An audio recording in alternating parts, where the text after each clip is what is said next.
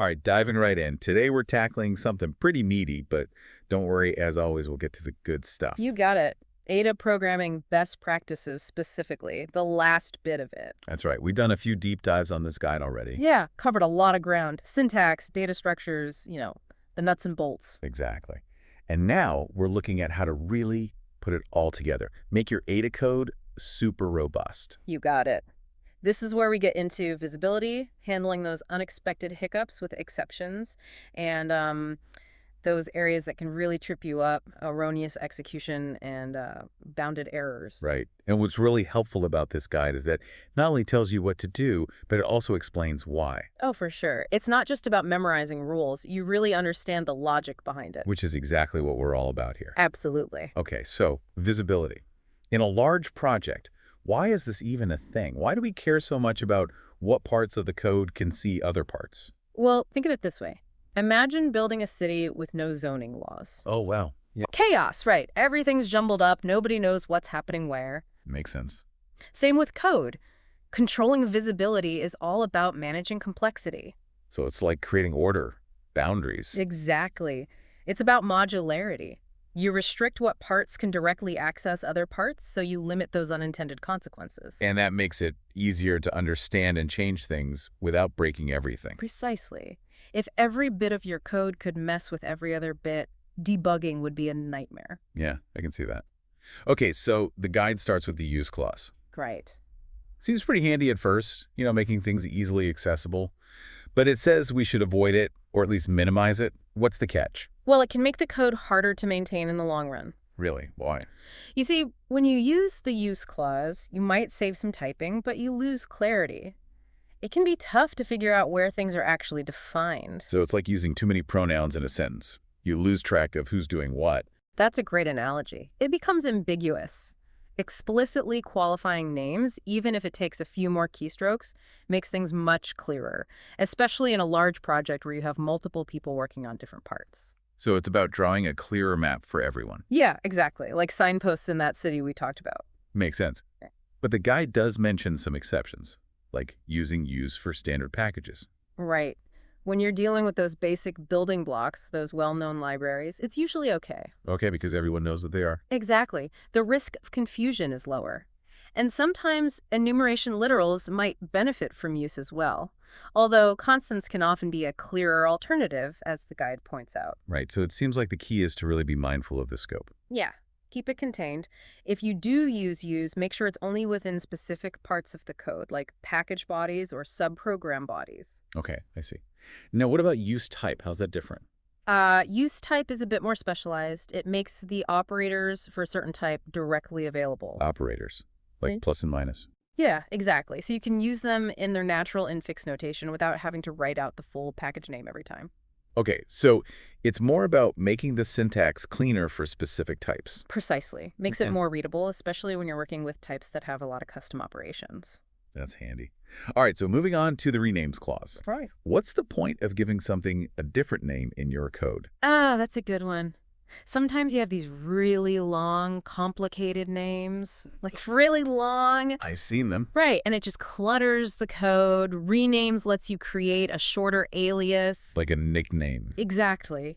But just like with use, you want to be careful about the scope. Keep it local to avoid confusion elsewhere. Makes sense. So it's for readability. Mm. Any other uses? Oh yeah, there's a bunch. Sometimes you might have a subprogram that's essentially just a wrapper around another one. Okay. Renames can make that relationship very clear without duplicating code. Ah, interesting. So it's like, hey, this is just another name for that thing over there. Exactly. And it can also be used for visibility control, sort of like a more focused use clause, but for non-operators.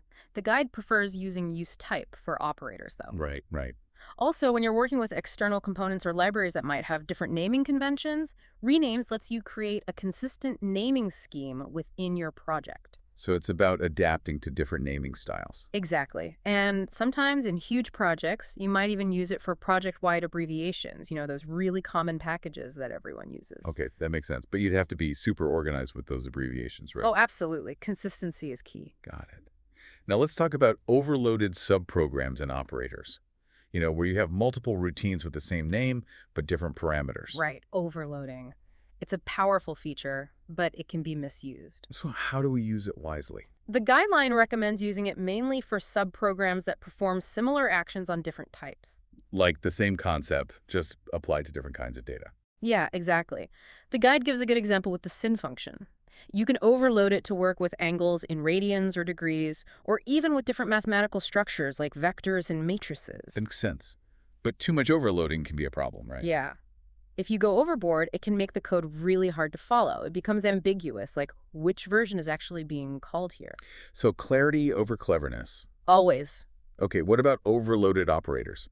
Like redefining what plus or minus means. That's a tricky one. The guidelines are pretty strict about that. I bet.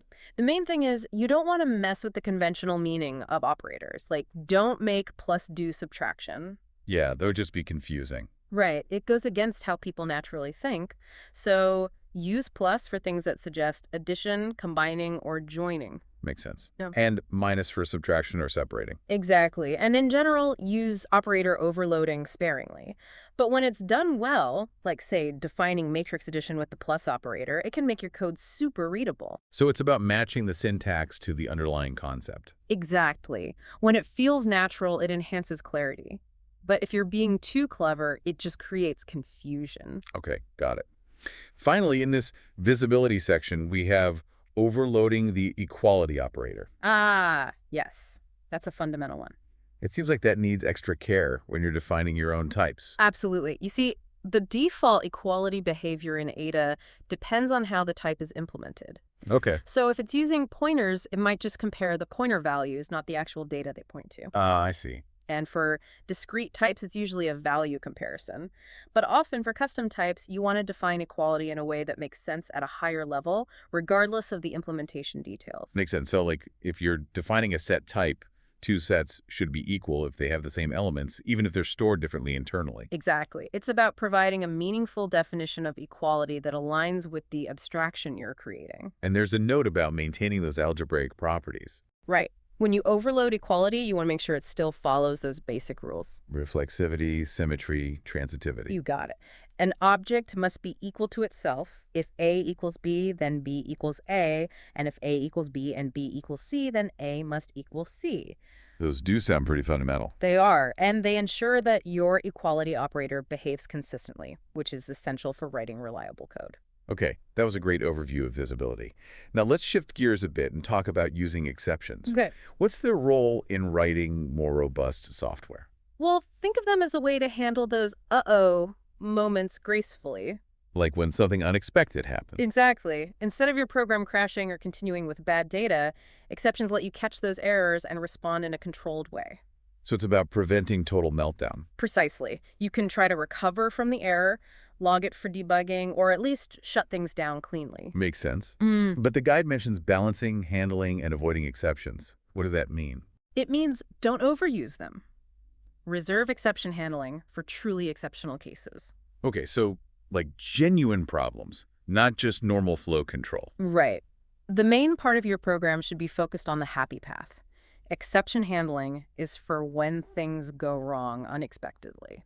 And what about handlers for others? What's that all about? That's a good practice. It's like a safety net. It catches any exceptions that you haven't specifically handled. So the ones you didn't see coming. Exactly. And within that handler, you can at least log the error, get some information about what happened. Okay, that seems smart. Yeah, it helps with debugging. The guide even suggests using ada.exceptions to get the name and traceback. Right, so you have some clues. And you can do some cleanup before potentially re-raising the exception or terminating the program. You got it. It's about being prepared for the unexpected. Makes sense.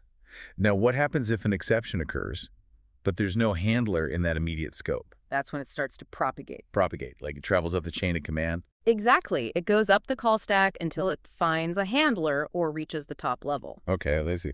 The guidelines really emphasize handling all exceptions, both the predefined ones from Ada and any custom ones you create. But why is it so important to control where they propagate? Why not just let them bubble up? Sometimes you might want to handle an exception differently depending on the context. Okay, so higher level code might have a better picture. Exactly. And sometimes lower level code might be able to recover from an error more easily. It's all about creating more resilient software where errors are handled gracefully and predictably. Okay, that makes sense. Now, this last topic sounds a bit ominous.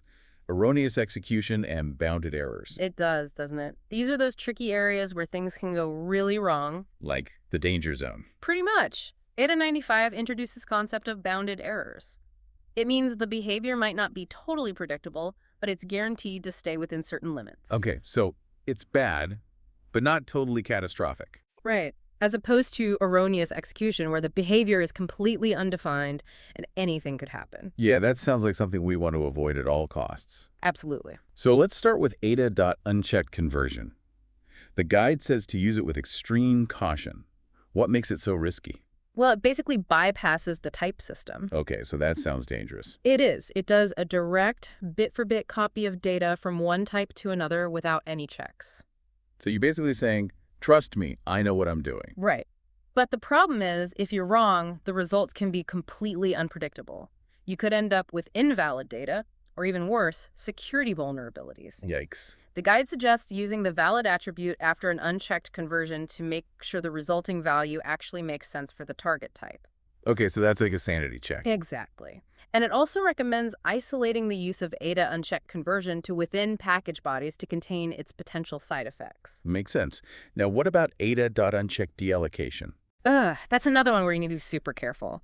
It's all about manual memory management, which is inherently error-prone. Right. The big danger here is creating dangling references. Dangling references. Yeah, when you deallocate memory, but there are still other parts of the code that might be pointing to that memory. Oh, I see. So they're like pointers to nowhere. Exactly. And if you try to access that memory, boom, you've got erroneous execution, unpredictable behavior, memory corruption, the whole 9 yards. Sounds nasty. It is. The guideline recommends isolating unchecked deallocation to package bodies and making absolutely sure there are no dangling references after you free the memory. So very meticulous bookkeeping. Very meticulous. Now, address clauses, those are a bit different. They're mainly used for interfacing with hardware, Okay. like when you need to access specific memory locations, say for memory-mapped devices. Which is a very low-level thing. Yeah, very low level. The guideline emphasizes that you should only use them for their intended purpose, not for creating weird aliasing schemes. Okay, that makes sense.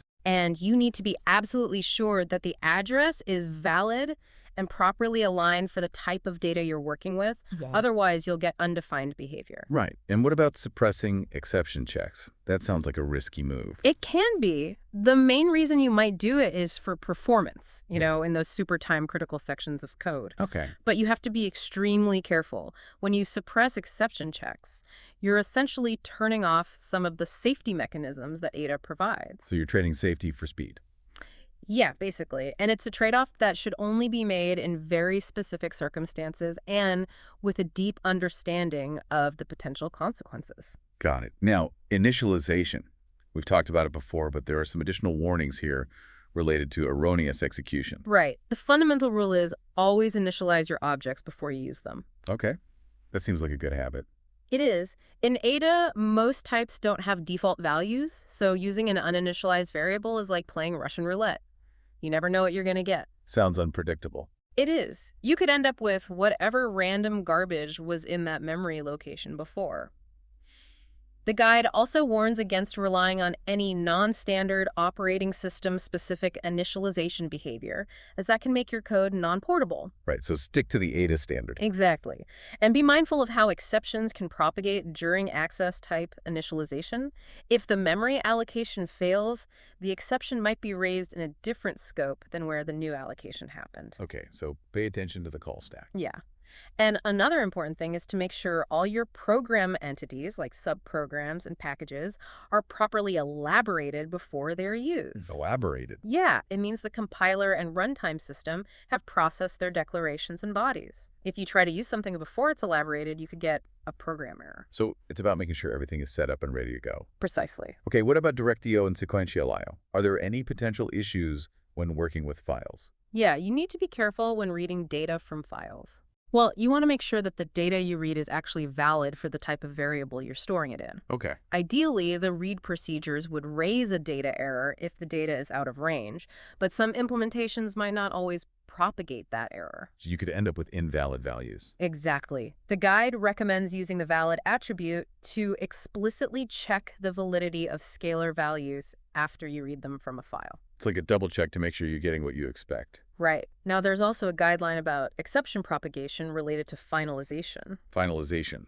like when objects are being cleaned up. Yeah, exactly. If an exception propagates out of a user-defined, finalize, or adjust procedure, it can lead to a bounded error, Okay. which means the exception might be ignored or a program error might be raised, but the behavior isn't strictly defined. So it's unpredictable. To a certain extent, yes. To avoid this, the guideline recommends handling all exceptions within your finalization procedures so they don't escape into the surrounding code. Got it. So contain those errors. Precisely. And lastly, the guide discusses protected objects, which are used for concurrent programming. Right. The important thing here is to avoid invoking potentially blocking operations from within protected actions. Blocking operations? Like what kind? Things like select statements, accept statements for rendezvous, delay statements, or any subprogram that might contain those. Okay. If you do that, you could end up with a bounded error, like a program error, or even a deadlock. A deadlock.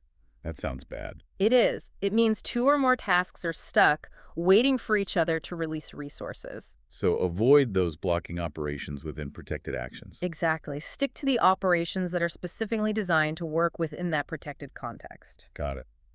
Well, I think that covers it. We've gone through a lot, from managing visibility to handling exceptions to avoiding those tricky areas that can lead to erroneous execution. Yeah, we really tacked it in. It's clear that these guidelines are all about writing reliable, predictable, and maintainable ADA code. Absolutely. And when you combine these final guidelines with everything we covered in the previous deep dives, it really gives you a solid foundation for building high-quality ADA software.